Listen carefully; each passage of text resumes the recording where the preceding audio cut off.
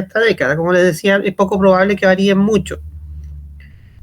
Lo único que se va a agregar probablemente es el enfrentamiento del COVID, que lo más probable es que pase a ser una endemia después de la pandemia, como algo nuevo. Sí puede ser que hayan énfasis distintos, porque esos sí son variados de acuerdo al gobierno de turno. Entonces, el siguiente objetivo sanitario era disminuir la mortalidad por enfermedad respiratoria crónica, ¿ya? Dentro de la enfermedad respiratoria crónica, por supuesto que encontramos la limitación crónica del flujo aéreo, la enfermedad bronquial obstructiva crónica, o EBOC, o enfermedad pulmonar obstructiva crónica, o EPOC, según el texto que usted utilice, y que ha mostrado que tenía una mortalidad más o menos estacionaria, ¿ya? Con una cifras observadas de 14 por cada 100.000 habitantes del país. ¿Qué estrategias se han desarrollado? A partir del año 2001 hubo un programa de control de adultos portadores de enfermedades crónicas en los centros de atención primaria, como habíamos dicho ya con las neumonias, la creación de la sala GERA, ¿ya? Para enfermedades respiratorias, que incluye un acceso garantizado al diagnóstico, tratamiento estandarizado para los pacientes y cobertura del programa con un aumento progresivo a nivel nacional. Hay más o menos 250.000 personas que están en este momento bajo control en la sala GERA del país. A los centros de atención primaria se les ha dado de espirometro, o a veces en realidad no espirometro probablemente tal, sino medidores del BEF1, que es una de las variables del espirometro, que es un aparato más sencillo, de saturómetros, que también eran elementos que no estaban antes disponibles para todos. ¿Ya? Espérense, parece que alguien quiere unirse.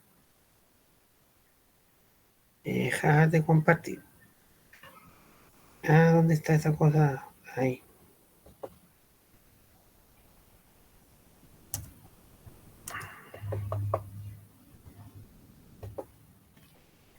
Vámonos acá. Y sí, efectivamente, doña Dominique venía llegando. Ahora sí. No creo que llegue nadie más. Vuelta.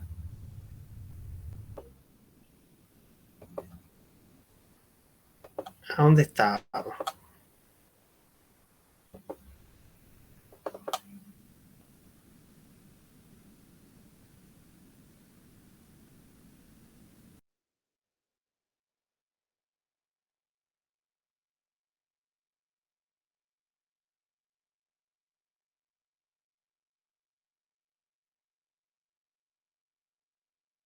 Con enfermedades pulmonares crónicas, como a pacientes EPOC con insuficiencia respiratoria, que son oxígeno dependientes y que les permite permanecer en sus domicilios evitándose hospitalizaciones. A través de eso, el paciente se le habilita una sala en su domicilio, se le entregan los tubos de oxígeno y se le van administrando en forma mensual. Se crearon los programas de asistencia ventilatoria no invasiva para niños y adultos, el APNI y el APNIA, que tienen como objetivo evitar hospitalizaciones prolongadas y reincorporar al medio familiar a pacientes que son dependientes de soporte ventilatorio, tanto por falla neuromuscular como por falla respiratoria, por ejemplo, pacientes con parálisis cerebral o con una miastenia gravis, ya crónica, que pueden requerir el uso de ventilación mecánica, los pacientes con distrofia muscular de Duchenne, en el caso de los niños, y los pacientes crónicos adultos caen dentro de este grupo. Se incluyó a partir del año 2007 a los pacientes EPOC y asmáticos menores de 15 años en el régimen de garantías explícitas de salud, y después ya se agregaron los asmáticos de todas las edades. ¿Cuáles son las estrategias nuevas? Básicamente 3 ámbitos: aumentar la detección precoz y cobertura de atención, mejorar la calidad de atención y fortalecer la prevención secundaria. La principal causa del EPOC del adulto es el tabaco, ¿ya? Como vimos también en la base de prevención de drogas, o vamos a ver, el disminuir el consumo de cigarrillos ha sido fundamental, ¿ya? Y el otro es la exposición industrial, ¿ya? Con medidas de seguridad, sobre todo en la minería, que es donde más se generan pacientes que son requerientes después de oxígeno. El siguiente objetivo es disminuir la prevalencia de discapacidad en personas con enfermedad mental, ¿ya? En Chile, las condiciones neuropsiquiátricas son el primer grupo de causas de enfermedad responsable de años de vida perdido, con un 23,2%. ¿Ya? Y en ellos predomina mucho la discapacidad laboral. Son condiciones neuropsiquiátricas que superan en carga a otros grupos de enfermedades como la cardiovascular, el cáncer y las lesiones, que si bien son más mortíferas, porque matan más, tienen mayor alta de tasa de letalidad, como carga de años de vida perdidos, porque no te permiten trabajar, las enfermedades neuropsiquiátricas van primero. Esa pregunta. Dentro de esta categoría, los trastornos mentales son los que más contribuyen a los años de vida perdidos. Depresión, dependencia de alcohol, trastornos ansiosos, esquizofrenia, Alzheimer, todas las demencias, el trastorno bipolar, por nombrar algunas. En cuanto a la prevalencia de los trastornos mentales, esta es restringida debido a que hay pocos estudios poblacionales. No todos son comparables entre ellos, no hay una estadística nacional de estos problemas. Especial carencia, sobre todo en el caso de niños y adolescentes, ¿ya? Donde está muy subdiagnosticado. Además, se debe considerar que los estudios poblacionales usualmente no incluyen a las personas que viven en situación de calle, ni a las que están en las cárceles u hospitales. Por lo tanto, hay una verdadera subvaloración. Nosotros tenemos pocos hospitales psiquiátricos, entonces muchas personas con discapacidad o con trastornos psiquiátricos severos terminan en las cárceles como un lugar donde los pueden contener porque no hay otro lugar. ¿Ya?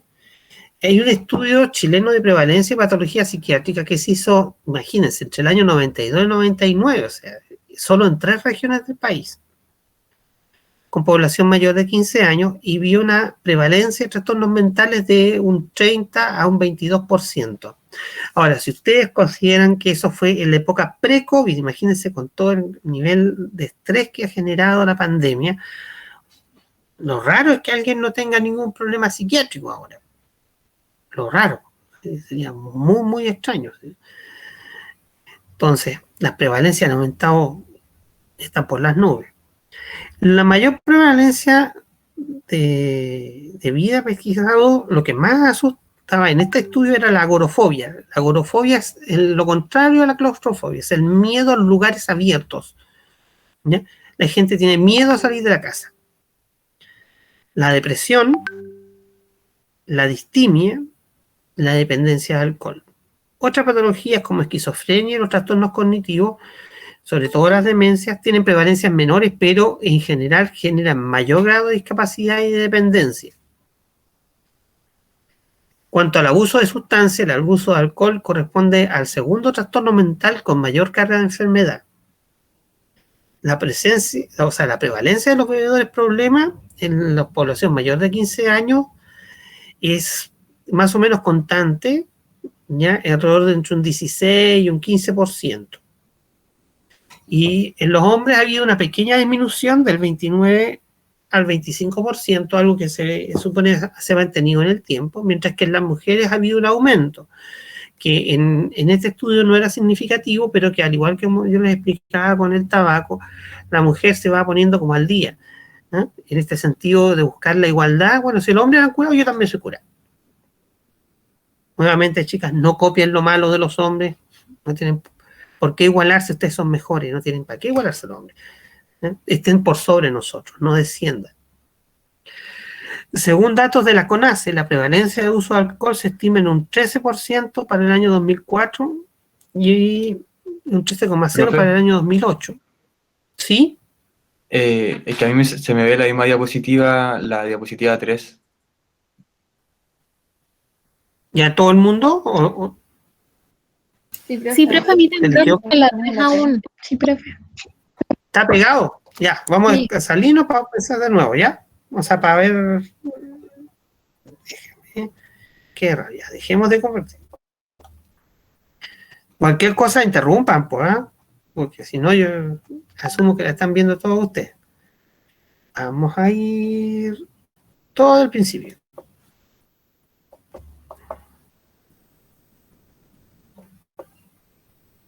Ya. Compartir. Una ventana.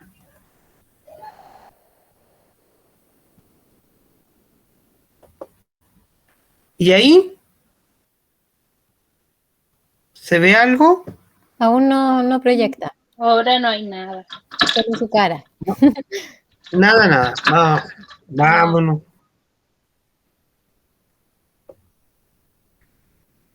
Vamos a ver.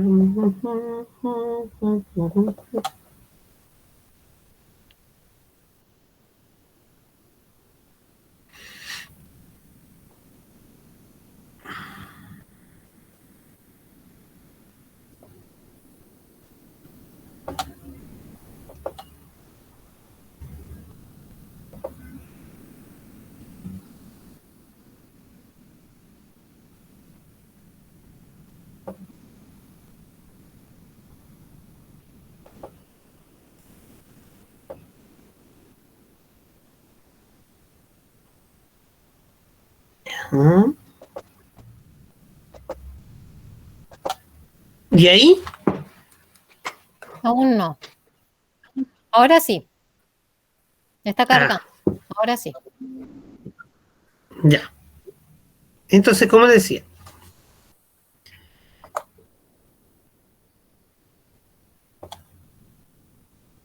Vamos a hacer ahí.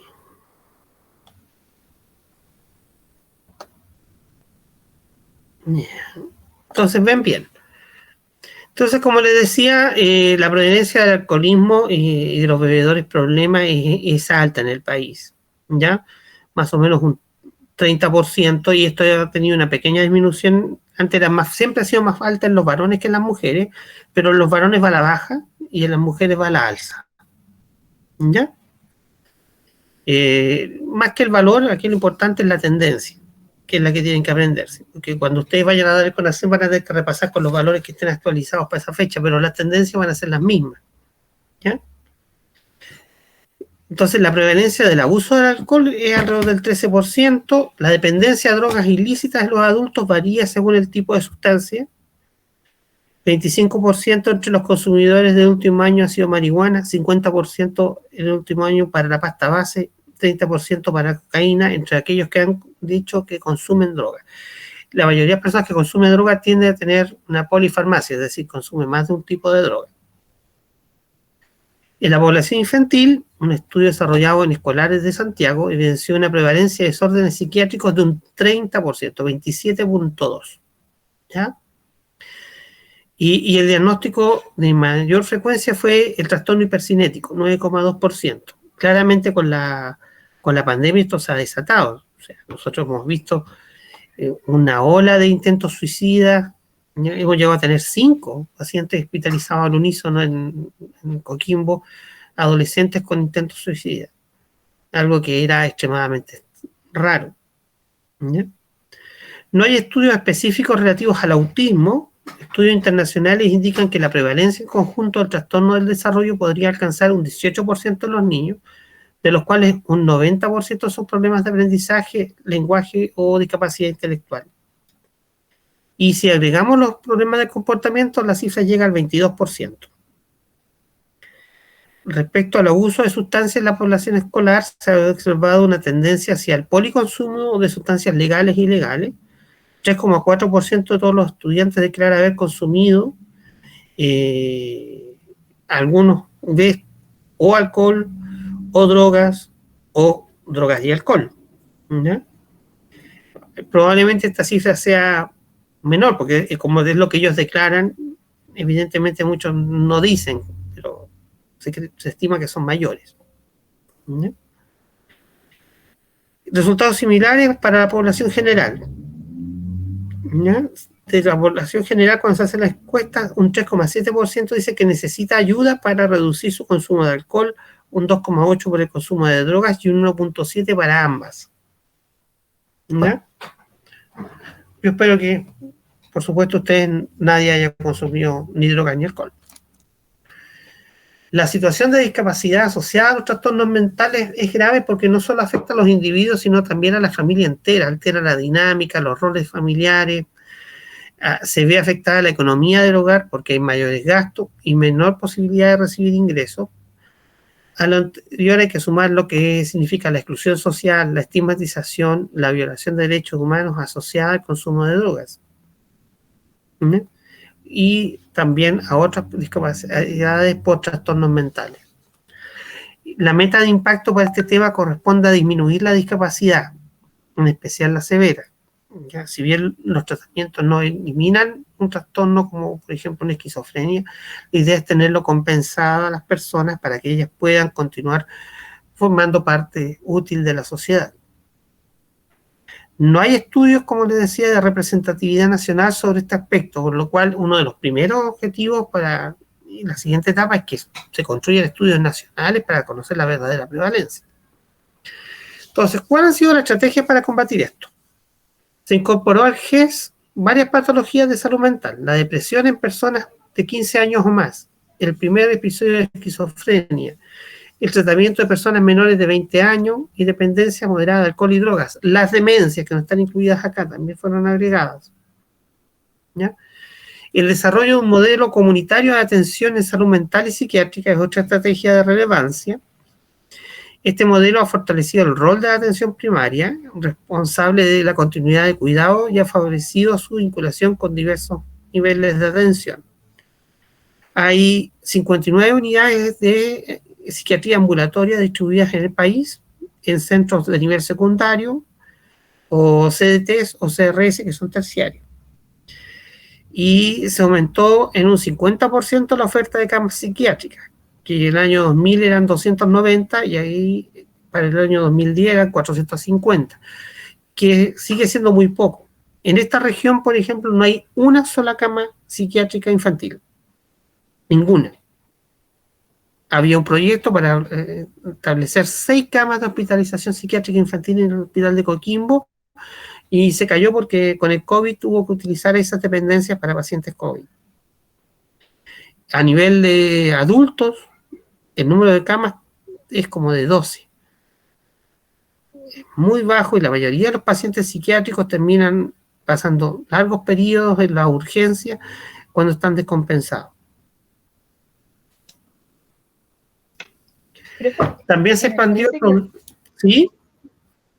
Es que me parece que de nuevo no se está ¿Sí? cambiando la diapositiva. ¿En serio? Yo sigo en las 7. No sé si a alguien más le pasa. ¿Qué es lo que leen? Se ven las 7. Lo último dice CONACE 2008. Lo último que sale en esa diapo. Oh, qué raro, porque yo ya sigo avanzando y no... Ese está 1. No, ya vamos como en la 11. Qué raro. ¿Por qué pasará eso? Ni idea. ¿Y si aprieta ahí donde sale presentación al lado del signo menos abajito?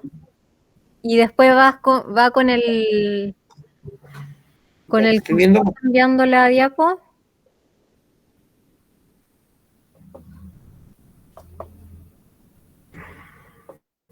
Ahí. Está en la 10 ahora. ¿Y ahí? En la 11. Sí, en la 11. Hay 5 al principio de la diapositiva. 5 puntos. ¿Sí? Sí. Ya. Muy bien. Entonces, como le decías, como parte de las estrategias para combatir los problemas de salud mental, se expandió el programa integral de salud mental de atención primaria, que incorpora ahora depresión, violencia intrafamiliar, consumo de alcohol, otras drogas, trastornos hiperkinéticos, maltrato infantil, trastornos emocionales de la conducta de la infancia y adolescencia. Aún así sigue siendo muy poco, ¿ya? La verdad es que los centros de atención primaria ahora tienen psicólogos que pueden hacer psicoterapia, valga la redundancia, y se le asigna a los médicos generales horas de salud mental. Pero la verdad es que se han transformado solamente en dadores de fármacos, más que en un lugar donde uno pueda hacer una terapia que esté destinada a evitar la discapacidad. La carga poblacional es extremadamente alta. Ya vimos que antes de la pandemia era de 1/3 de la población que tenía problemas de salud mental, ahora debe ser una avalancha. Y eso lleva a que no son muy efectivas. ¿Ya? El desarrollo del modelo comunitario también ha acompañado de un importante aumento del número de vinculaciones formales con hogares y residencias protegidas, clubes sociales, talleres laborales. La idea es que utilizar cualquier actividad que ayude a mejorar. Yo recuerdo que siendo un médico recién recibido en el consultorio Pajaritos de Maipú, llegó un psicólogo que era primo del Otuití, ¿ya? Que era un pascuense que salía en los reality y todo. Muy fachoso por lo que dicen las mujeres. Entonces él, además de hacerle psicoterapia, porque eran muchas las personas que iban, les hacía talleres de baile pascuense. ¿Ya? Y los talleres se llenaban de señoras que querían ver al pascuense y semidesnudo bailando. Pero con los talleres logró reducir el consumo de diazepam del consultorio a la mitad. Entonces la gente iba y lo pasaba bien, y eso les daba una esperanza y un ánimo. Lo cual demuestra que efectivamente muchas veces las terapias no farmacológicas son las más importantes. ¿Ya? A veces la mayoría de la gente necesita una distracción, ¿ya? Algo que le alivie un poco la carga. Si uno no va, como cuando uno dice, bueno, señor, ¿y usted por qué tiene depresión? No, porque mi esposo está sin pega, mi otro hijo es alcohólico, mi otra hija tiene un embarazo adolescente, y yo tengo que cuidar la guagua, el otro se droga. No le vaya a cambiar la vida a esa señora. Es imposible, y tiene miles de razones para estar deprimida o estar psiquiátrica. Entonces, ¿qué es lo que hacemos? La drogamos con medicamentos para que esté arriba de la pelota, y además tampoco es muy útil, o sea, no es una estrategia que a largo plazo fuera buena. Entonces, si uno le da alguna actividad donde la persona se sienta partícipe de algo, se sienta útil y distraída, eso le da un salvavidas para seguir adelante. Bueno, FONASA ha incluido dentro de las prestaciones también algunas intervenciones en el marco del modelo comunitario, por ejemplo, los programas de rehabilitación tipo 1 y 2 para personas con drogas. Eso es para que sepan que hay cosas incluidas. Después, cuando pasen por psiquiatría en 5º año, van a saber en qué consisten esos marcos. Se ha capacitado el recurso humano, han abierto becas de psiquiatría a adultos e infantos juveniles. Cuando yo llegué a esta región, habían 3 psiquiatras adultos y 0 psiquiatras infanto-juvenil, y ahora hay 4 infantos juveniles y cerca de 12 psiquiatras adultos. La mayoría han sido posbecados de las universidades de acá que han vuelto. ¿Ya? Se han elaborado normativas, orientaciones, guías técnicas para permitir más o menos homogenizar el tratamiento, mejorando la calidad de atención.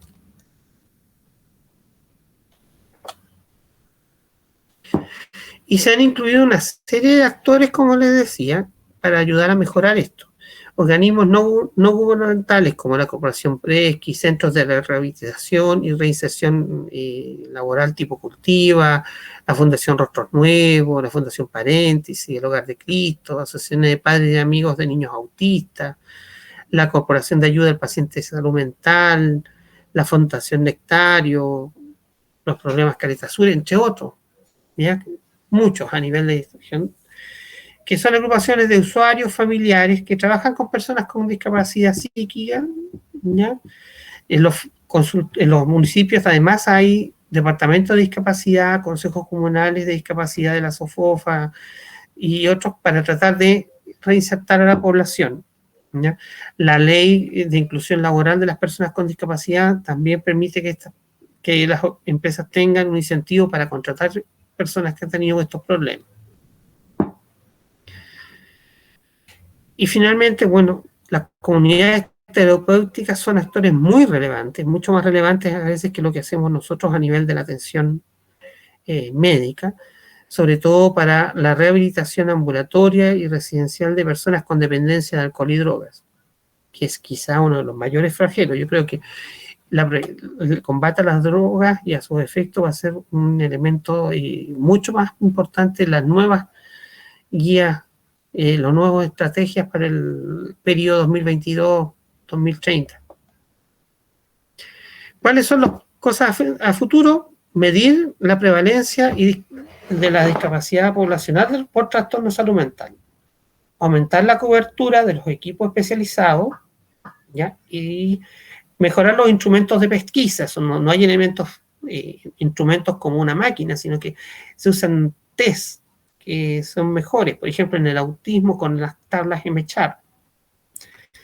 Mejorar la calidad de intervención a través del aumento de la adherencia y cumplimiento de los estándares clínicos. Muchas veces los pacientes no adhieren, por su misma patología cuesta, hay que estarlos buscando, llamando para que vengan, ¿ya?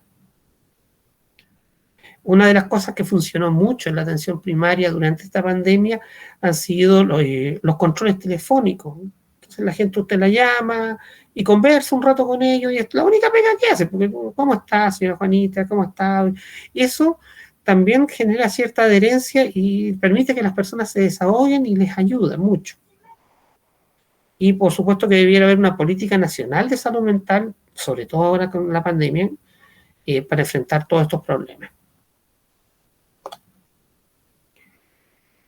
Y esto va muy de mano con el siguiente objetivo, que es la disminución de la discapacidad total, ¿ya? La discapacidad, cualquiera sea su causa, es el resultante de una interacción entre deficiencias ya sea estructurales o funcionales de un individuo, las características intrínsecas de esta persona y las consecuencias de su medio ambiente. ¿Por qué? Porque efectivamente hay elementos que son estructurales. Si alguien pierde un brazo, o no seamos tan dramáticos, por ejemplo, en un accidente alguien pierde los dedos de una mano, ¿ya? Si esa persona, por ejemplo, es un trabajador, un obrero, una persona que trabaja con sus manos, puede ser que quede prácticamente inválida. No puede trabajar porque no puede hacer otra cosa que lo que hacía con sus manos. Probablemente si esa persona es un abogado, ¿ya?, que tiene un desarrollo intelectual distinto, pues el trabajo requiere manos, pero que puede ser reemplazado con una persona que escriba por él, ¿ya?, o digitando en un computador con la otra mano, no se va a ver discapacitada. Es obviamente molesto, nadie quiere perder los dedos de su mano, pero esa persona puede continuar ejerciendo su trabajo y por lo tanto no está discapacitada. Yo conozco, y también es individual. que conozco un dentista ¿Perdón? un dentista que perdió su mano y no pudo ¿Ya? seguir ¿Y siguen ejerciendo. trabajando dentista? No pudo seguir ejerciendo porque era justo el diestro y más encima pierde la mano derecha. Efectivamente, pero si esa persona hubiese sido un actor, podría haber reemplazado la mano con un guante, una prótesis y no hubiese perdido su capacidad de trabajo, ¿ya? O hubiese sido un profesor, podría haber hecho clases perfectamente bien hablando sin necesidad de haber perdido la mano. ¿Entiendes? Ahora, hay otra cosa que tiene que ver con la capacidad individual. Hay gente, por ejemplo, que es muy resiliente y ustedes han visto gente de repente en los cuentas en Facebook o en Instagram que muestran personas sin ambas piernas y están caminando y trabajando. Y hay otras personas que han tenido unas pérdidas que uno considera a lo mejor menores, pero que son incapaces de surgir y se sienten que han fallado totalmente y que no pueden seguir viviendo. Porque cada persona tiene una resiliencia, que es la capacidad de adaptarse a las dificultades distintas. ¿No? Claro. Hay gente que es muy dura y se superpone y busca la forma y sigue adelante y no se siente a sí mismo discapacitada. Mientras que hay otras personas que sí se sienten profundamente discapacitadas con algo que a lo mejor no para el promedio lo serían. Y como es una percepción individual, es muy difícil medirla. Por lo tanto, la discapacidad no solo va a impactar a los individuos, sino a todo el núcleo familiar, incluso a toda la sociedad donde esa persona esté infecta. va a cambiar la dinámica de roles y las condiciones de dependencia. Por ejemplo, en una familia clásica, ¿ya? Padre, madre, hijos, estudiantes, un padre que queda parapléjico por un accidente de tránsito y que era el sostenedor de la casa, pasa a ser una carga. Probablemente la esposa, que antes ejercía los roles de dueña de casa, tiene que salir a trabajar para generar, no es que no sea trabajo el de la casa, sino que me refiero a que sigue buscando un trabajo remunerado para poder sostener el hogar. Y eso lleva a que algunos de los hijos van a tener que dejar el rol de estudiantes o compartirlo con la posibilidad de hacer los roles de la casa, porque la madre ahora no está y porque el padre requiere ser atendido. Por lo tanto, se cambió toda la dinámica de la familia en relación a esta situación de discapacidad. Por lo tanto, la economía familiar y también la del país se ve afectada por un mayor gasto asociado a la situación de salud, con pérdida de ingresos de la persona por su situación de discapacidad y de su cuidador, que debe dedicarse a cuidarlo. Porque una persona que cuida a otra no puede trabajar, ¿ya? O puede trabajar menos que lo que haría si no estuviera cuidando. En nuestro país, por nuestras condiciones culturales, el 86% de las personas cuidadoras de personas con discapacidad son mujeres. Hijas, madres, abuelas, tías, ¿ya? El rol de los cuidadores y su situación de salud solo ha sido recientemente visualizado, ¿ya? Fundaciones como Yo Cuido, por ejemplo, han puesto en el tapete esta situación, ¿ya? Ya me equivoqué. Según datos de la Encuesta Nacional de Discapacidad, el 12,4% de la población presenta una situación de discapacidad permanente, lo cual equivale a cerca de 2 millones de personas, ¿ya? Un 31% de ellos el déficit es de origen motor, en un 19% es de origen visual, o sea, vamos calculando esos 2 millones, 19% son ciegos, 13,9% es visceral, 8,7% es auditivo, 9% es intelectual, 7,8% es de origen psiquiátrico y en un 10,3% existe un multidéficit, o sea, tiene asociado una o varias de estas situaciones, ¿ya? En el segmento etario de los 30 a los 64 años concentra un 51% de todas las personas con discapacidad. Es decir, hay 1 millón de personas que tienen entre 30 y 64 años con discapacidad. Solo el 6,5% de la población con discapacidad tendría acceso a prestaciones de rehabilitación el último año. O sea, nada, vergonzoso. Desde la perspectiva económica, el 40%, 39,5% de las personas con discapacidad son de nivel socioeconómico bajo, 55% de nivel medio y un 5,1% medio alto o alto.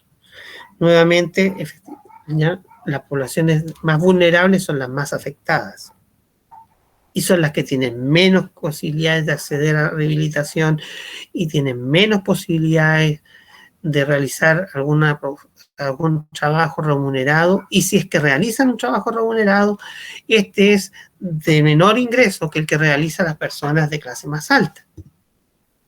Porque una persona ciega, por ejemplo, que nace en la clase alta, puede terminar sus estudios y eventualmente estudiar una carrera universitaria donde no se necesite usar la visión, ¿ya? Por ejemplo, leyes. Hay un montón de abogados que son ciegos y que pueden trabajar perfectamente bien, ¿ya? O contadores y usando braille, son muy buenos haciéndolo. Pero un niño pobre que nace ciego, su destino es la mendicidad. Ese es su destino. Ojalá tener voz bonita para estar parado en la calle cantando. Y eso no puede ser. No puede ser en un país rico, en un país medio, en un país pobre. No puede ser nunca. Las personas con discapacidad obviamente tienen más riesgo de estar desempleadas e inactivas laboralmente, ¿ya? Y hay una relación muy estrecha entre discapacidad y diferentes indicadores de posición social. ¿ya? A mayor discapacidad, menor nivel de educación, pertenecen a los perfiles inferiores y las condiciones materiales de su vivienda son más precarias. Un trabajo hecho por mi gran amigo Pedro Cisco en el sector suroccidente de Santiago. Dentro de los tipos de discapacidad destacan las de origen motor, quizás son las más llamativas porque son los que uno ve físicamente primero, ¿ya?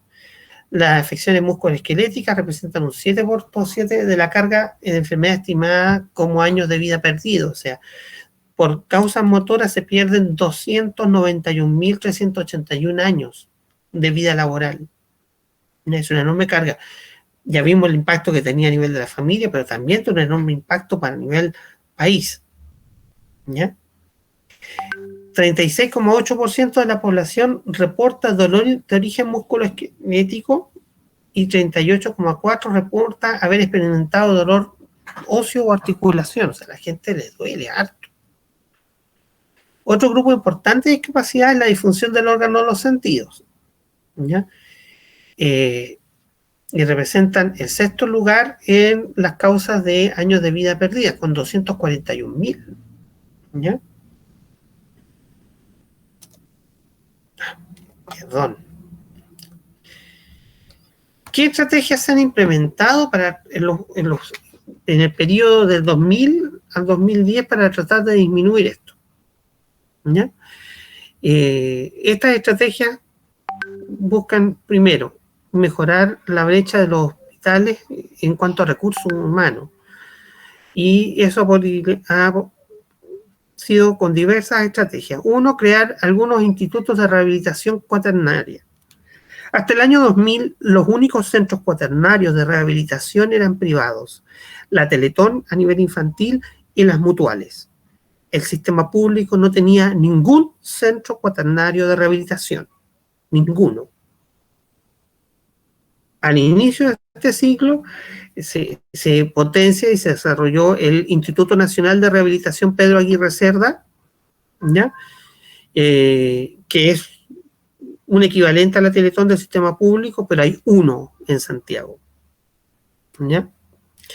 Y el Complejo Hospitalario San José y el Hospital de Peña Blanca desarrollaron centros de rehabilitación cuaternarios, de rehabilitación. Y hasta la fecha 159 hospitales han recibido equipo básico para el trabajo en rehabilitación. Colchonetas, estos globos inflables y algunas máquinas para iniciar la rehabilitación. 153 hospitales de baja complejidad y centros de atención primaria han incorporado la estrategia de rehabilitación basada en la comunidad, o RBC, lo cual está incorporada al modelo biopsicosocial. Uno dice, 150. Hay más de 2.000 y tantos consultorios. 150 es re poco, no alcanza ni el 10%. Hay 104 centros comunitarios de rehabilitación con kinesiólogos y terapeutas ocupacionales que tratan a personas en situación de discapacidad de origen y complejidad diversa. Y 97 salas de rehabilitación integral que solo tienen kinesiólogos y que abordan solo patología osteomuscular. 23 hospitales de menor complejidad, estamos hablando de esos hospitales que están pegados a consultorios, con Barbalá, Vicuña, Andacollo, con recursos humanos para iniciar la estrategia de rehabilitación, o sea, hacer capacitados o a los médicos o a las enfermeras o a los kinesiólogos, si es que los hay, para que inicien rehabilitación. Y hay 18 equipos rurales de rehabilitación compuestos por un kinesiólogo y un terapeuta. Cada uno cubre más o menos 8 comunas. ¿Se acuerdan el número de postas rurales que habían, muchachos?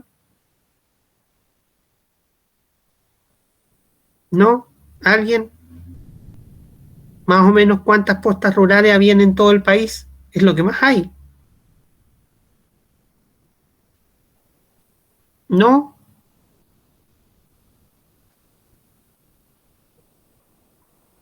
¿No se acuerdan? ¿Ninguno? ¿Me están escuchando? Sí, profe, yo no me acuerdo. Sí, escuchan. El último diga, no acordamos. Si no me voy a enojar. ¿Ah? No, Para saber profe, que no no estoy acordamos. haciendo nada. Yo no me acuerdo. Ya hay casi 5.000.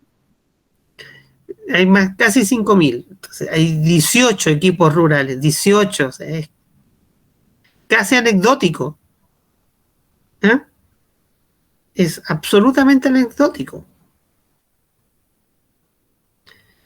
O sea, imagínense qué posibilidades de intervención. Las personas que, o sea, alguno de ustedes ha participado en rehabilitación o ha tenido algún familiar que ha requerido rehabilitación, sabe que necesita que sea una quina intensiva, que se le hagan tensiones, que se trabaje todos los días. Si esos pobres 18 equipos, cada uno tiene que cubrir 8 comunas, pasan tarde, mal y nunca, po. O sea, es muy poco lo que se hace. Aún hay una gran cantidad de brecha de recursos físicos humanos para la rehabilitación en Chile, ¿ya? Se estima que faltan unos 76 fisiatras y más de 830 profesionales entre terapeutas ocupacionales y kinesiólogos que sepan rehabilitación, porque no cualquiera, no es llegar y estar a cualquier kinesiólogo, hay gente que se especializa en rehabilitación, como hay kinesiólogos que se especializan en ventilación mecánica y otros se especializan en rehabilitación pulmonar, ¿ya? Los que son kinesiólogos saben de lo que estoy hablando, o sea, no es que voy a sacar a cualquier recién recibido y lo voy a tirar a los leones. Para que se haga una rehabilitación efectiva, tengo que tener capacitado a esa persona.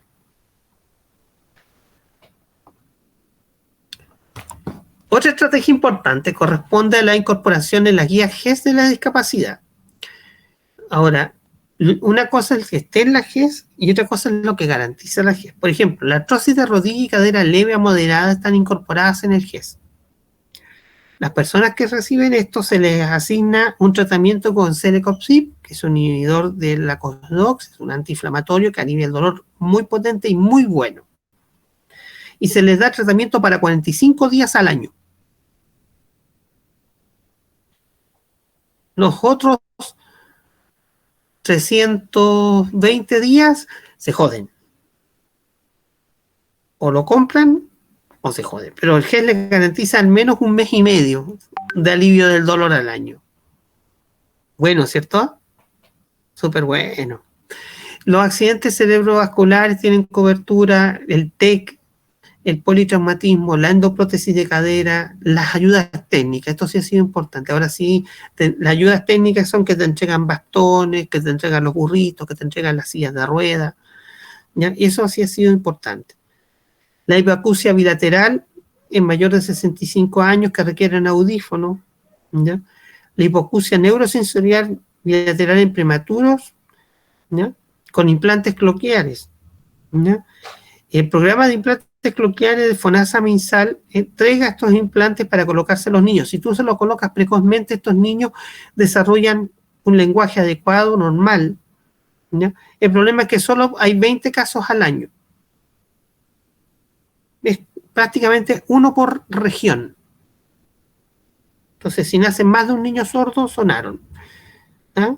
Hay un equipo que elige de Timbarí, de Dopingüe, a quién que va a recibir el implante. El resto, no hay. No hay, pues alcanza para 20 nomás. Interesante, ¿eh?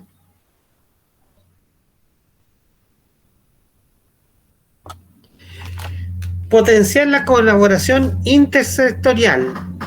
La verdad es que el trabajo, la discapacidad es una condición de vida y por lo tanto no solamente abarca la salud. El Servicio Nacional de Discapacidad, que es quien orquesta esto, no es el MinSal, depende del Ministerio de Planificación Social, se pone con, es el que tramita, por ejemplo, las pensiones de discapacidad, pero además ellos financian programas de rehabilitación para personas que no están incluidas dentro de las cosas habituales. Hay niños, por ejemplo, que no caen dentro de la Teletón, ¿ya? Y que necesitan. Acá, por ejemplo, financian programas de hipoterapia para personas con autismo, ¿ya? Apoyan algunos con un presupuesto bastante escuálido, se hace lo que se puede, ¿ya? Entregan ayudas técnicas para aquellas personas que no pueden comprarse, por ejemplo, el programa de FONASA entrega cierto tipo de sillas, pero los niños con parálisis cerebral requieren una silla neurológica, que son sillas que cuestan entre 2,5 millones a 4 millones, cuestan casi un auto. Esas no las entrega el FONASA. Y es el Senadis quien, a través de una larga lista de espera, las entrega. El SENAMA, el Servicio Nacional del Adulto Mayor, tiene centros de adultos mayores entre los cuales hay actividades de prevención de discapacidad y cuenta con hogares de acogida para adultos mayores dependientes. Ahora, otra cosa es la calidad de los adultos. Por ejemplo, el SENAME acoge a aquellos niños menores en situación de discapacidad, ya sea que han sido abandonados por sus padres o que los padres no son capaces de verlos. Y les entregan todo el amor que se entrega en el SENAME.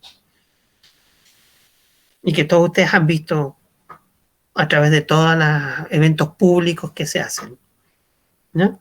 Y todas las noticias que han mostrado todo el cariño, todo el buen trato que el Estado le da a los niños protegiéndolos en el SENAME. Además, existen organizaciones privadas orientadas a personas en riesgo, que son las que realmente llevan la batuta en la discapacidad. El manejo de la discapacidad en Chile ha sido un manejo en forma muy exitosa por el sistema privado, sin fines de lucro. Las mutuales para las personas con discapacidad de origen laboral. La Teletón, fundaciones como Alter Ego, EduDown, son los verdaderos rehabilitadores para las personas de este país. El Estado es muy menor, muy menor. El hospital de Coquimbo, que es el hospital centro de la región, cuenta con un centro, con un fisiatra y una unidad de rehabilitación con terapeuta ocupacional hace un año. Antes no había. En el hospital de Serena no hay. En el hospital de Ovalle no hay. En los hospitales chicos no hay. La comuna de Serena tiene 2 centros a nivel comunal, o sea, atención primaria, de rehabilitación.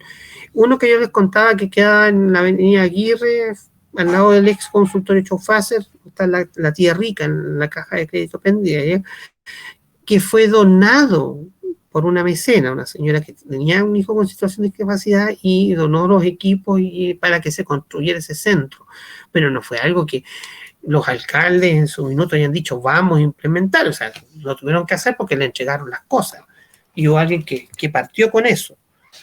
Pero como nuevamente es la iniciativa privada, ¿ya? Muchas veces de las familias de las personas con discapacidad la que lleva la batuta en esto.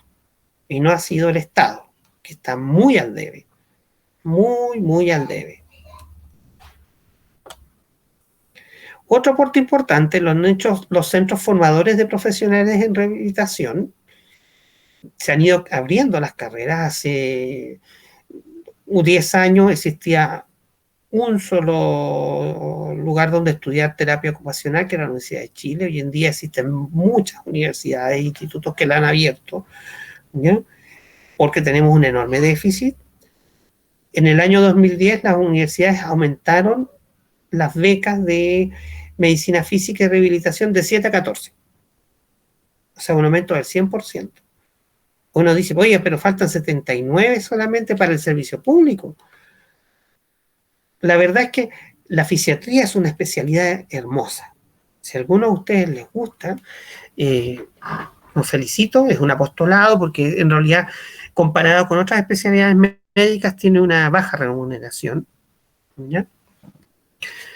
La mayoría de los fisiatras hasta antes del 2010 entraban con la beca y a pega directo. O sea, la Teletón cuando iba faltando, habría una beca para que alguien se formara en medicina física y rehabilitación, y las mutuales cuando le iban faltando, otra. Entonces formaban en medicina física y rehabilitación de niños o de adultos, pero iban directo a cumplir el cupo de la Teletón. Pero nadie estudiaba sin tener eso asegurado, porque si no, no tenías trabajo. Ahora que se ha empezado a tomar en cuenta y que los hospitales se han abierto becas de medicina física y rehabilitación a nivel estatal, como para que vuelvan a los servicios de salud. De hecho, la fisiatra que nosotros tenemos en el hospital de Coquimbo se formó, fue una exalumna mía de la UCN que se fue y se formó y volvió. Pero es algo muy incipiente. Por eso que estamos muy al déficit en la rehabilitación.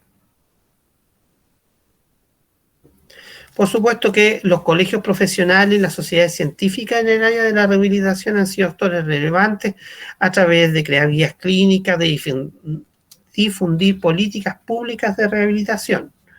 ¿Ya? Las leyes de incursión laboral, leyes que tienen que ver con la determinación de los espacios públicos que sean amigables con las personas con situación de discapacidad, han sido elementos que han ido ganando, se ha ido ganando para la inserción. Pero ha sido un trabajo donde aún estamos muy al debe. ¿Qué es lo que se espera que se haga en el futuro? Mejorar la cobertura y calidad del trabajo asistencial en red, por supuesto. No puede ser que, por ejemplo, nosotros tengamos un solo centro, debiera al menos los 3 hospitales provinciales mayores tener cada uno su red de rehabilitación. Fortalecer el trabajo intersectorial y la participación comunitaria, mejorar la pesquisa, tratamiento e inserción social de personas con déficit en los órganos de los sentidos.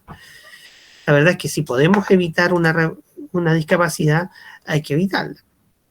¿Ya? Entonces, para eso hay que tratar las patologías en sus inicios para evitar que lleguen a la situación de discapacidad.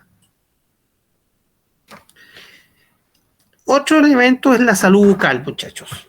¿Ya? Saltamos de un objetivo a otro. Es prevenir y reducir la morbilidad bucal de mayor prevalencia en niños y adolescentes. ¿Para qué decirlo a adultos? La enfermedad bucal son la enfermedad crónica más común, ya que el 100% de la población lo tiene en Chile. ¿Ya? Todos tienen caries. Todos, sí. Cada uno de ustedes tiene alguna carie, algún sarrito, algo ahí en los dientes, pero no tienen todo. Puede que haya uno, así que debe ser hijo de un dentista que debe tener los dientes buenos, pero todos los demás lo tienen mal. Algo.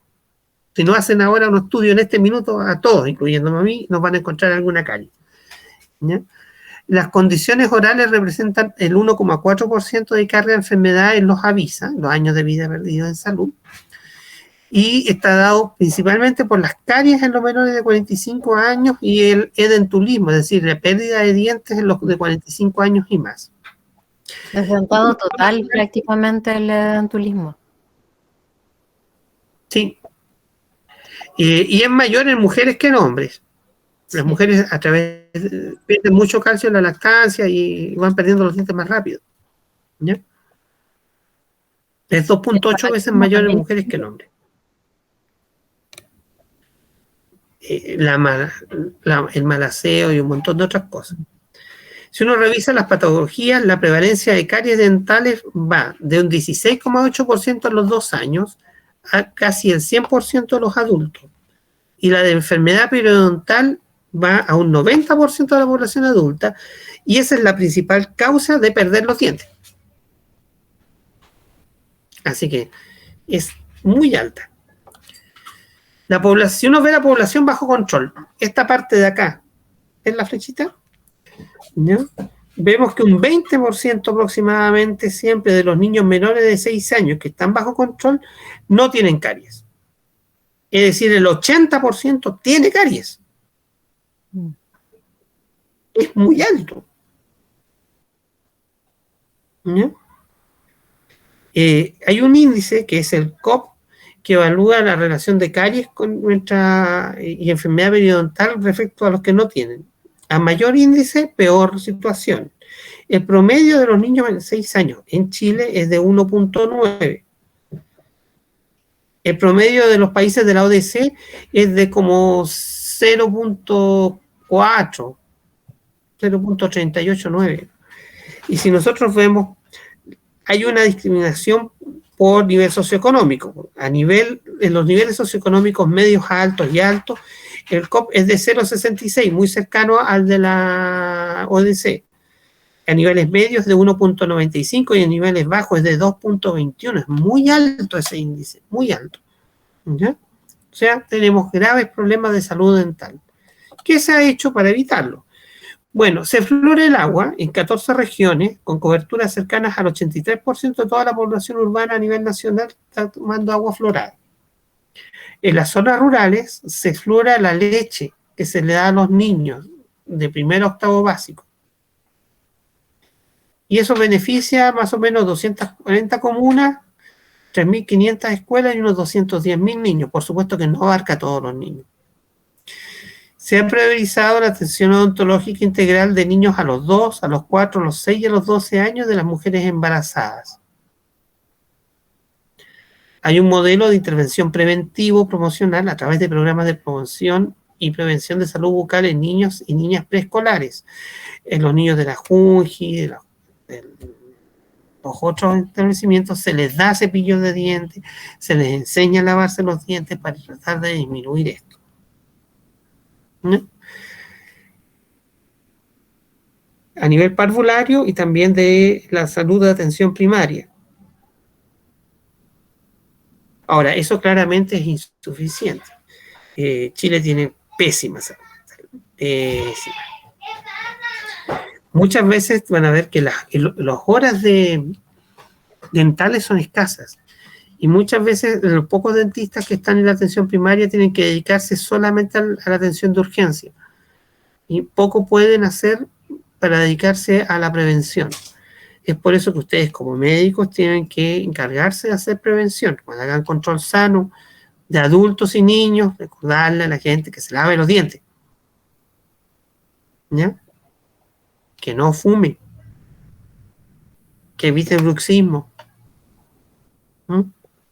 Y todas aquellas cosas que dañan mal los dientes. Otra estrategia importante es disminuir la mortalidad por accidentes de tránsito. ¿Ya?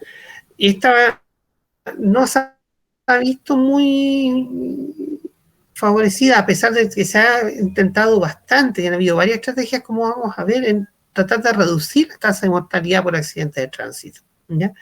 La tasa actual siempre oscila entre un 3,5 y un 4 personas por cada 1.000 habitantes. ¿Ya? Esa es la asociada a ingesta de alcohol, ¿ya? Donde los conductores ebrios provocan ese daño. Entre las estrategias que se han usado son, por supuesto, en un diseño y planificación e implementación de estrategias preventivas en los vehículos. A los autos se les ha exigido, qué sé yo, cinturón de 3 puntas, ya los autos nuevos vienen todos con frenos ABS, las calles han ido mejorando, la señalética, las rutas, los caminos. Ahora, 50% de las personas que mueren son peatones, ciclistas o motoristas, ¿ya? O pasajeros del transporte público, es decir, la gente que no está incluida en estas medidas de prevención. Los que llamamos usuarios vulnerables de las vías de tránsito.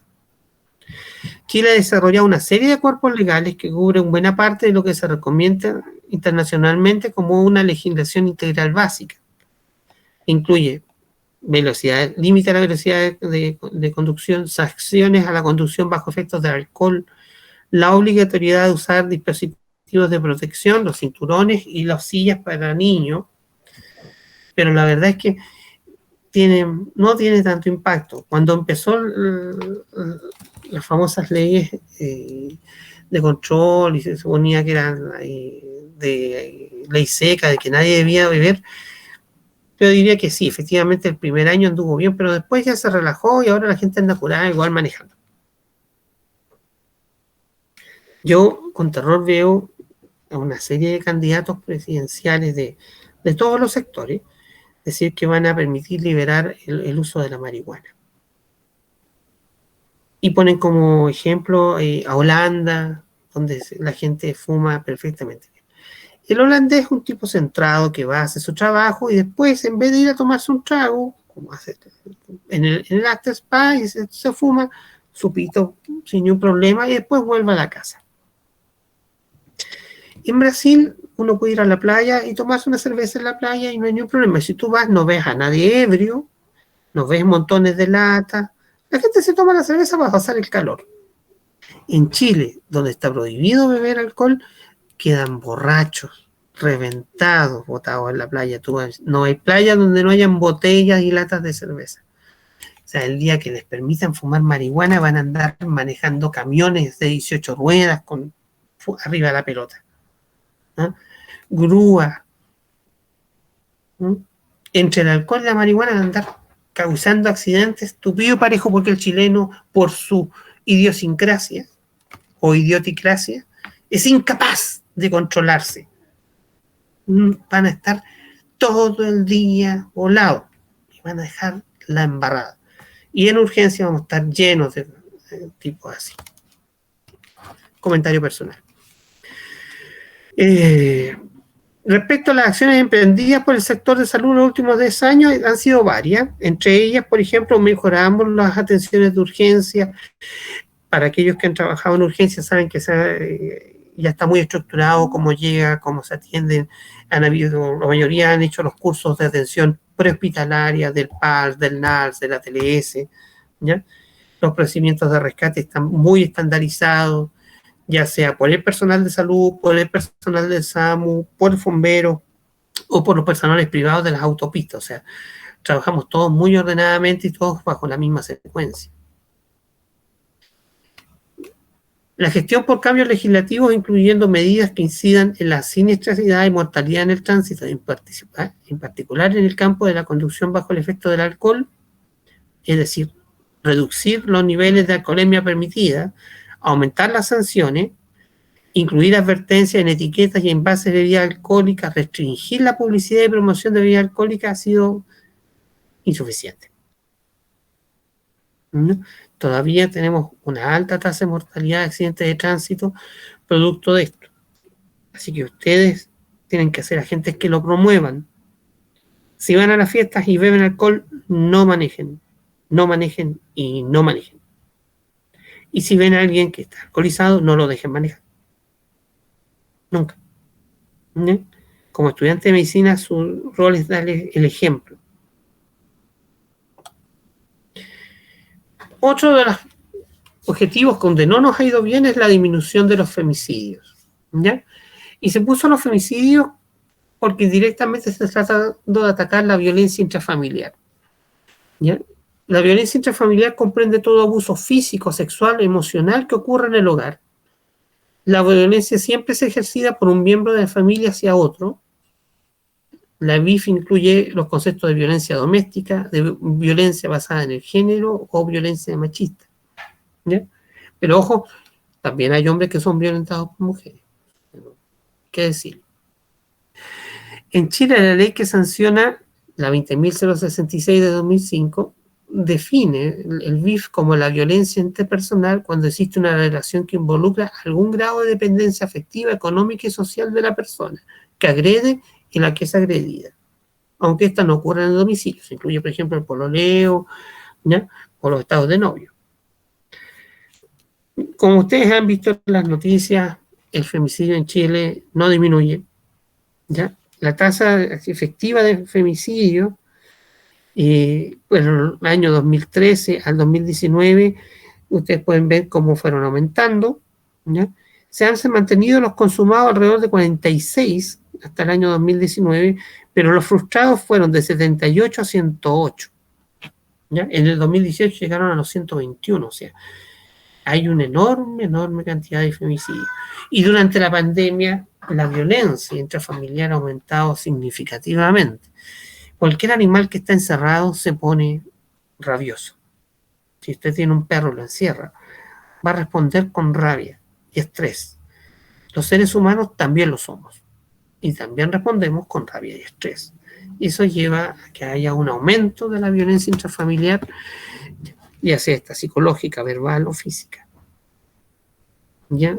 La verdad es que no nos ha funcionado mucho y yo creo que el tema de la violencia intrafamiliar y el femicidio también va a ser uno de los ejes centrales dentro de los nuevos objetivos que van a venir del 2021 o 2022 hasta el 2030. O sea, es algo donde el sistema de salud tiene que ponerle el diente.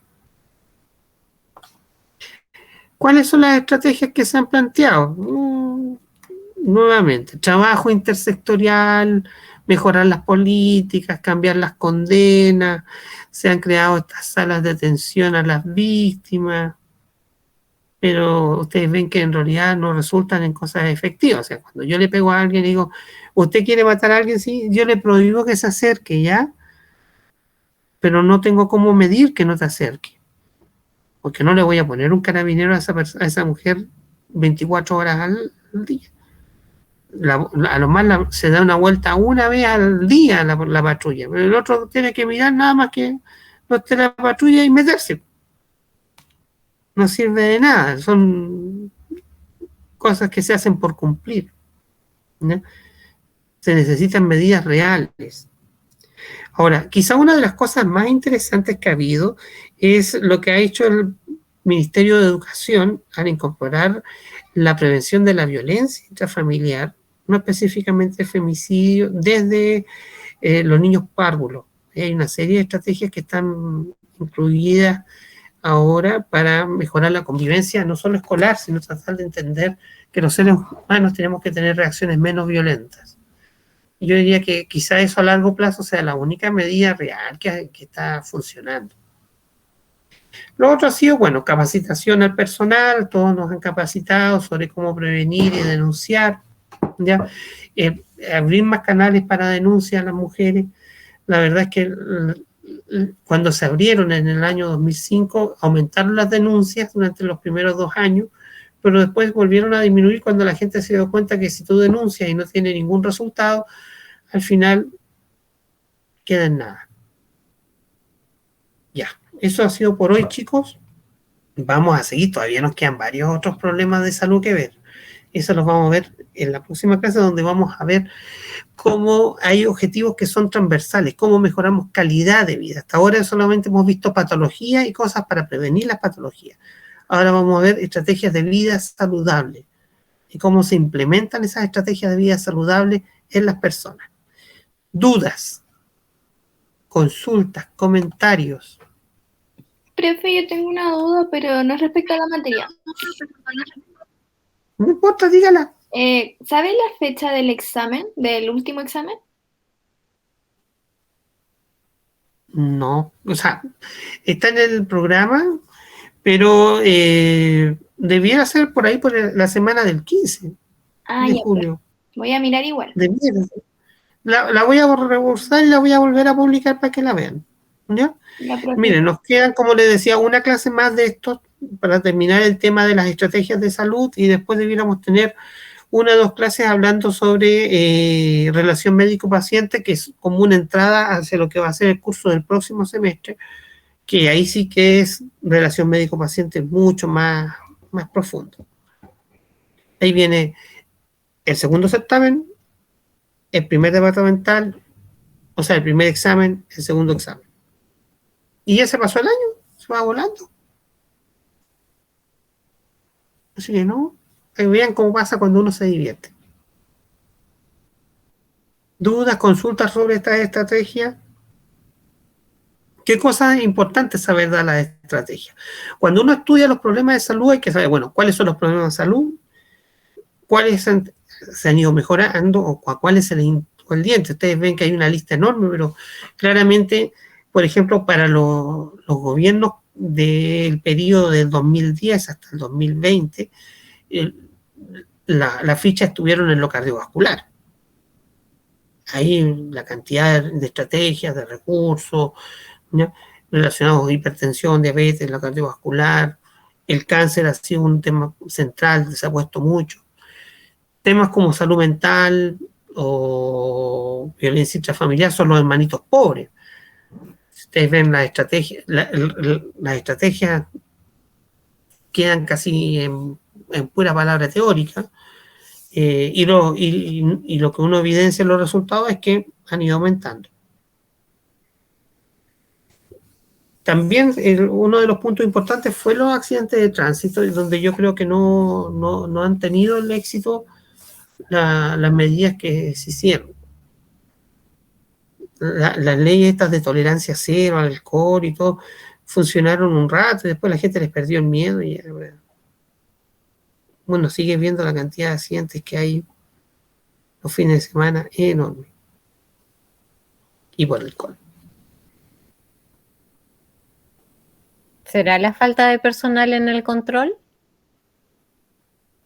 No, yo creo que tiene que ver con una cosa de madurez social. Uno no roba porque el carabinero está ahí para que te meta preso porque no robas. Tú no robas porque robar es malo. Claro, Uno, no, sí, la tengo otra vez claro, pero mostraban en un matinal unos tipos que estafaban abuelitos. Afuera les quitaban su pensión haciéndoles una estafa. Y que era legal, porque no había ley que lo prohibiera.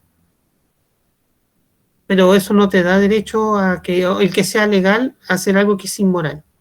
Entonces, mientras no, como sociedad, entendamos que uno no hace las cosas, no porque no hay que hacerlas. O sea, yo no boto la basura por votar, porque me prohíben botarla, no la voto porque se ensucia. O sea, pues, en Japón no hay basureros públicos porque nadie bota basura. Nadie, son 228 millones de habitantes y no hay papel en el suelo. Porque no lo botan. Si yo tengo un chicle y algo, me lo guardo, aunque sea sucio, pero tengo que traerlo yo y botarlo en mi casa. Entonces, si yo entiendo eso, no tengo por qué tener otra cosa, ¿me entiendes? Que es una cosa social. Chile no puede ser el país donde prohíben. O sea, somos un país donde el bombero, una institución que está la mejor evaluada en todas las encuestas, siempre, no, todo el mundo no quiere a los políticos, no quiere, pero los bomberos son los mejor evaluados que hay. Son gratis, son voluntarios, o sea, son héroes. Y aquí hay que hacer una ley que prohíba pegarle. Por favor, no le pega a los bomberos porque se va a ir preso. O sea, ¿tú crees que en Alemania hay alguna ley que prohíba pegarle a los bomberos o en Estados Unidos? O sea, nadie le pegaría a los bomberos, ¿por qué les vaya a pegar? Es que si a veces se quema la casa, yo me enojo. Pero eso no es culpa del bombero. Es lo lógico. Nosotros somos indios bananeros. Indios, absolutamente indios bananeros. O sea, ya no podemos caer en el nivel más despreciable, casi seres primitivos, cavernícolas. Estamos acercándonos a la condición pseudohumana, porque nos tienen que prohibirlo. ¿Cómo? ¿Cómo no vaya a prohibir? ¿Por qué tendría que haber una ley? O sea, hay gente que trabajó en semanas en construir una ley y publicarla, porque los otros le pegan a los bomberos. No, eso no puede ocurrir. No es admisible. O sea, de la misma manera, usted no tiene que andar manejando curado. ¿Me entiendes? Y aquí, dale con manejar curado. Hay gente que ha dicho, mire, como estrategia, obliguemos a que hayan autos con sensores que no prendan cuando hay alcohol. Que existen, ¿eh? Se han desarrollado autos así. Pero eso no soluciona el problema, porque la gente va a seguir queriendo tomar. Si lo que la gente tiene que entender es que tiene que moverse. ¿Por qué una familia se pega en la casa? Cuando las personas se conocen y se casan y se enamoran, yo espero que nadie nunca está pensando en yo le voy a pegar a mi mujer o yo le voy a pegar a mi esposo. Es porque no saben resolver problemas. claro. Se ofuscan, son incapaces de llegar a un acuerdo y como se ofuscan y son incapaces de llegar a un acuerdo, llegan a la violencia. Entonces, si somos capaces como sociedad de enseñarle a nuestros niños desde pequeños, ya en la casa y como sociedad en los colegios, en la educación parvularia, a que uno no resuelve los problemas con violencia, la gente no se va a pegar. Así de sencillo. Mire, yo fui educado en una educación muy distinta a la de ustedes, nonagenaria, en colegio segregado, o sea, solo habían varones. Cuando uno se peleaba con un compañero, el inspector nos llevaba al ring, nos ponían guantes y en un combate de box reglado nos solucionábamos la disputa. Y eso se consideraba civilizado, absolutamente. ¿Cómo puede ser que hoy en día en un colegio se le enseña a la gente a resolver peleándose? No, nosotros no. Entonces a mi generación le enseñaron que a combo nos arreglábamos.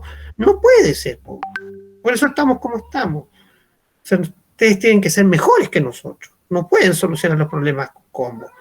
¿Ah? No se igualen, supérense, igual que las mujeres. No tome más copete que el hombre. No tome, sea mejor que el hombre. Ustedes tienen que ser mejores que mi generación.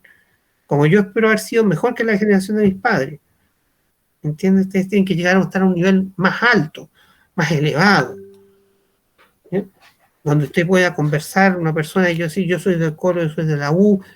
Yo, mira, en Brasil me tocó estar más de alguna vez cuando jugaba el Flamengo con el Corinthians, y la U, Colo con la U, en un mismo lugar. En unas mesas hay gente de una barra, en otra mesa hay gente de la otra barra y gritaban los goles, se decían cosas, pero nadie se insultó, nadie se pegó. Tú podrías ver un partido clásico de la U con el Colo, a unos de la barra blanca y otros de la barra de la U, se agarran a machazos, se rompen botellas, destruyen el local. No, tenemos que superar eso, llegar a un nivel más alto. Eso de un objetivo, no un objetivo sanitario, es un objetivo país. Si no, vamos a seguir con el mismo problema. No podemos. Yo he escuchado ver, por ejemplo, ahora, no, es que va a salir Javi. Que no, que quiere que no le hagan un golpe. O sea, ¿se dan cuenta? Esa es la generación mía, la generación que cree que todavía todo se soluciona con violencia. No violencia, no golpes, no protestas, no machetazos, no andar rompiendo cosas. Debemos ser gente civilizada. Si yo tengo mi opinión y usted tiene la suya y no somos distintos, conversamos. Y si no llegamos a un acuerdo, no llegamos nomás. Pero no seguimos tan amigos como siempre. Si no somos capaces de llegar a ese consenso, de ser así de civilizados, mejor pescamos las cosas y nos tiramos del puente todos. Así que yo espero que ustedes sean mejores. Chicos, vayan a vacunarse. Ya se pueden vacunar todos, hasta los más chicos. Así que vayan a vacunarse para que tengamos clases presenciales, son más entretenidas. Y esto se puede estudiar así. Genética, les van a necesitar que les explique los ejercicios. Así que es mejor estar en clase presencial. Vacúnense todos. ¿Ya? Se ponen la dosis ahora, se ponen en julio la otra y en agosto partimos las clases. ¿Ya? Bueno, nos vemos, muchachos. Que tengan buenas tardes. Chao, que Voy a estén bien. tranquilo. Muchas gracias. Ya, chao, chao.